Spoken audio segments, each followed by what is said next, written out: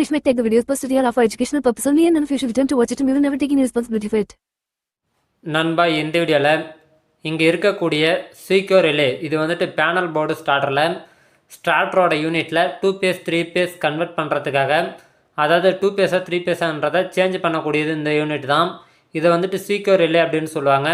இந்த யூனிட் எப்படி ஒர்க் ஆகுது அப்படின்றத ரொம்பவே டீட்டெயிலாக ஒரு சர்க்யூட் டயக்ராமோடு அதை பார்க்க போகிறோம். ஸோ இந்த வீடியோ பிகினர்ஸ்க்கு யூஸ்ஃபுல்லாக இருக்கும். இந்த சர்க்யூட்டுக்கான டயக்ராம் வந்துட்டு கீழே டிஸ்கிரிப்ஷனில் கொடுக்குறேன், டவுன்லோட் பண்ணிக்கோங்க. இப்போ இந்த சர்க்யூட்டை எக்ஸ்பிளைன் பண்ணுறேன் வாங்க.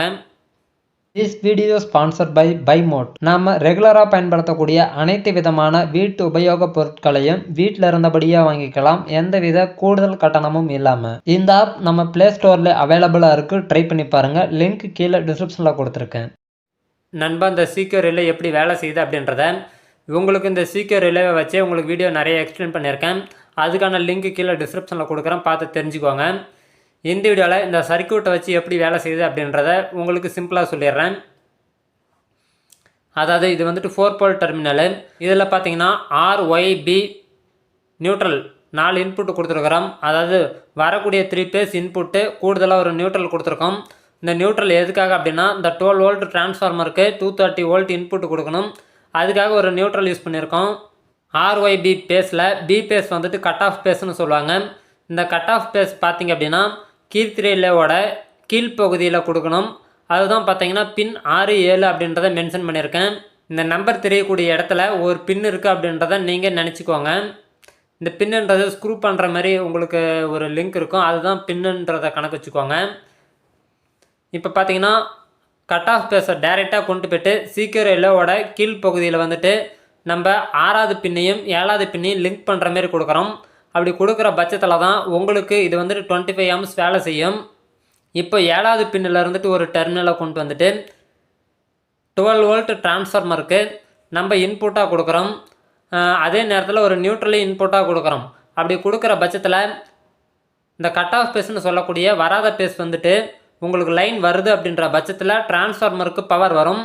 இந்த டிரான்ஸ்ஃபார்மருக்கு பவர் வந்தால் இந்த டிரான்ஸ்ஃபார்மரோட அவுட்புட் பார்த்திங்கன்னா இந்த சீக்யூர் ரிலேவோட இன்புட் பகுதியில் கொடுக்குறோம். அதாவது இந்த சீக்யூர் ரிலேவை கண்ட்ரோல் பண்ணக்கூடியது நோ வோல்ட் காயில். இந்த நாப் செட்டுக்கு கீழே தான் அந்த காயில் இருக்கும். அந்த காயில் பார்த்திங்கன்னா டீட்டெயிலான வீடியோவில் எக்ஸ்பிளைன் பண்ணியிருக்கேன். ஸோ அதுக்கான லிங்க் கீழே கொடுக்குறேன், பார்த்து தெரிஞ்சுக்கோங்க. அந்த காயிலுக்கு பவர் இன்புட்டாக கொடுக்கும்போது கீழே பார்த்திங்கன்னா டெர்மினல் வந்துட்டு 10, 11 அப்படின்னு சொல்லியிருக்கேன். யூத்துக்குள்ளே பார்த்திங்கன்னா பின் இருக்குது. இந்த பின்னுக்கு அந்த 12 வோல்ட் டிரான்ஸ்ஃபார்மரோட பவரை இன்புட்டாக கொடுக்கும்போது இந்த வராத பேஸ்ன்னு சொல்லக்கூடிய பேஸில் பவர் வருது அப்படின்ற பட்சத்தில் டிரான்ஸ்ஃபார்மர் ஆன் ஆகும். இது ஆன் ஆச்சு அப்படின்னா இதில் இருந்து வரக்கூடிய பவர் கீழே இருக்கக்கூடிய காயிலுக்கு போகும். இது போகுதுன்ற பட்சத்தில் இந்த 14ஆம் நம்பர் பார்த்திங்கன்னா நாப் செட்டு, இது வந்துட்டு நானே டைப் பண்ணியிருக்கேன். இந்த நாப் செட் பார்த்திங்கன்னா கீழே மேலே அட்ஜஸ்டபிள் ஆகக்கூடியதாக இருக்கும். இது பார்த்திங்க அப்படின்னா பவர் வர பட்சத்தில் கீழே இழுத்து பிடிக்கும். கீழே இழுத்து பிடிக்குது அப்படின்னா இந்த 6, 7 அப்படின்ற கான்டாக்டை நோக்கி கீழே இழுக்கும். இழுக்கிற பட்சத்தில் இந்த நாப் செட் வந்துட்டு இந்த கீழே இருக்கக்கூடிய கான்டாக்டில் இழுத்து ஒட்டிக்கும். ஒட்டிக்கிற பட்சத்தில் இங்கே வரக்கூடிய பவர் இந்த நாப் செட் வழியாக போயிட்டு இந்த ஒயர் வழியாக போயிட்டு அவுட்புட் ஆகும். அது பார்த்திங்க அப்படின்னா 12, 13 அப்படின்ற 2 டெர்மினல் வழியாகவும் அவுட்புட் ஆகும். அதாவது இந்த லிங்க் வந்துட்டு நீங்கள் லிங்க் பண்ணியிருக்கீங்க, இதே போல் லிங்க் 8, 9, 6, 7, 12, 13 இது எல்லாமே நீங்கள் லிங்க் பண்ணியிருந்தீங்க அப்படின்னா தான் 2 டெர்மினலையும் அவுட்புட் ஆகும், 2 சைட்லேயும். இப்போ பார்த்திங்க அப்படின்னா கீழே 12, 13 வழியாக அவுட்புட் ஆகும்போது இந்த 2 ஒயரையும் லூப் பண்ணி எடுத்துட்டிங்க அப்படின்னா இதுதான் வந்துட்டு மோட்டருக்கு மெயின் கான்டாக்டுக்கு கொடுக்கக்கூடிய பவர் அப்படின்னு சொல்லலாம். இப்போ வந்துட்டு 3 பேஸ்ன்ற நேரத்தில் இதுக்கான பவர் வந்துதுன்னா கீழே இருக்கக்கூடிய நோ வோல்ட் காயில் வந்துட்டு வேலை செஞ்சதுன்னா இந்த நாப் செட்டு 3 பேஸாக மாறிக்குது. அதாவது கீழே நோக்கி இழுக்கும்போது 3 பேஸாக மாறிக்கும். அதனால் வந்துட்டு உங்களுக்கு கரெக்டான அவுட்புட் பவர் போகுது. அதே 2 பேஸ்ன்ற நேரத்தில் நம்ம கெப்பாசிட்டருக்கு பார்த்தீங்கன்னா ஆர் பேஸில் தான் பெரும்பாலும் மெயின் லீடை கொண்டு போவாங்க. உங்களுக்கு மோட்ரு ஒரு வேளை ரிவர்ஸில் ஓடுதுன்ற பட்சத்தில் ஆர் பேஸை தூக்கி ஒய் பேஸில் நீங்கள் இங்கே கொடுக்கும்போது மோட்ரு ஃபார்வேர்டாக மாற தொடங்கிடும். இதில் பார்த்தீங்க அப்படின்னா ஸ்டார்டிங் மற்றும் ரன்னிங் கெப்பாசிட்டர் 2 கெப்பாசிட்டர் கொடுத்துருக்குறேன். 2 கெப்பாசிட்டருக்கான ஒயரை பார்த்தீங்கன்னா லூப் பண்ணி டைரெக்டாக வரக்கூடிய ஆர் பேஸில் கொடுத்துருக்குறேன். அதில் ரன்னிங் கெப்பாசிட்டருக்கான ஒயரை மட்டும் பார்த்தீங்க அப்படின்னா ஒரு லைன் கொண்டு வந்து இங்கே கொடுத்துருக்கேன். அதுலேருந்து ஒரு லைனை டைரெக்டாக கொண்டு போய்ட்டு பார்த்தீங்கன்னா கீர்த்திரியிலோட மேல் பகுதியில் பின் 8, 9 அப்படின்ற டெர்மினலில் கொடுத்துருக்கேன். அடுத்தது பார்த்தீங்கன்னா ஸ்டார்டிங் கெப்பாசிட்டர் பார்த்தீங்கன்னா ஒரு லீடு கொண்டு வந்து வெளியில் விட்டுருக்கேன். இது வந்துட்டு ஸ்டார்டிங் கான்டாக்ட்டுக்கு யூஸ் பண்ணக்கூடியது. அதாவது செகண்டரி கான்டாக்ட்னு சொல்லலாம், இல்லை ஸ்டார்டிங் கான்டாக்ட்னு சொல்லலாம். அதுக்கான வீடியோ வரும்போது உங்களுக்கு டீட்டெயிலாக புரிய தொடங்கும். இப்போதைக்கு சிம்பிளாக சொல்லப்போனால் இந்த 2 ஒயரையும் நீங்கள் ஜாயிண்ட் பண்ணீங்க அப்படின்னா ஸ்டார்டிங் கெப்பாசிட்டர் ரன் ஆகும். நீங்கள் எப்போ ரிலீஸ் பண்ணுறீங்களோ அந்த நேரத்தில் இது கட் ஆஃப் ஆகிடும். ஸ்டார்டிங் கெப்பாசிட்டர் வந்துட்டு கண்டினியூவாக கொடுக்கக்கூடாது. ஒரு குறிப்பிட்ட டைம் கொடுக்கும்போது மோட்டருக்கான ஸ்டார்டிங் டார்க்கு கிடைக்கும். அதனால் வந்துட்டு ஃப்ரீ ஆகிடும். அதன் பிறகு இதை நீங்கள் வந்துட்டு ரிலீஸ் பண்ணிட்டா போதும். இது வந்துட்டு நம்ம மேனுவலாக பண்ணணும் அப்படின்றது கட்டாயம் கிடையாது. பேனல் போர்டில் பார்த்தீங்க அப்படின்னா அதுக்கான டிலே டைமர் யூஸ் பண்ணி கான்டாக்ட் மூலிமா அதை நம்ம கண்ட்ரோல் பண்ணுவோம். அதனால் இது வந்துட்டு இந்த இடத்துல இதை கொடுக்கல. நம்பர் பார்த்தீங்கன்னா 16 அப்படின்றத மென்ஷன் பண்ணியிருக்கேன். இப்போ கெப்பாசிட்டருக்கான பவர் வந்துட்டு இந்த ஒயர் வழியாக போகும்போது பின் 8, 9 அப்படின்றதில் எப்போவுமே கெப்பாசிட்டருக்கான பவர் போய்கிட்டே தான் இருக்கும். இது ஒரு வேளை RYB வராத பேஸ் கட் ஆஃப் பேஸ்னு சொல்லக்கூடிய பிபிஎஸில் கரண்ட் வரல அப்படின்ற பட்சத்தில் இந்த டிரான்ஸ்ஃபார்மர் ஆன் ஆகாது. இது ஆன் ஆகலைன்ற பட்சத்தில் கீழே இருக்கக்கூடிய நோ வோல்ட் காயிலுக்கு இந்த சீக்யூர் லெவலில் பவர் வராமல் இருக்கும்.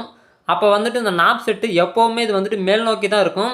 மேல் நோக்கினா இங்கே தெரியக்கூடிய 2 நாப் செட்டையும் பார்த்தீங்கன்னா லிங்க் பண்ண மாதிரி ஏதாவது ஒரு லூப் இருக்கும். இது வந்துட்டு NONC அப்படின்றத சொல்லுவாங்க.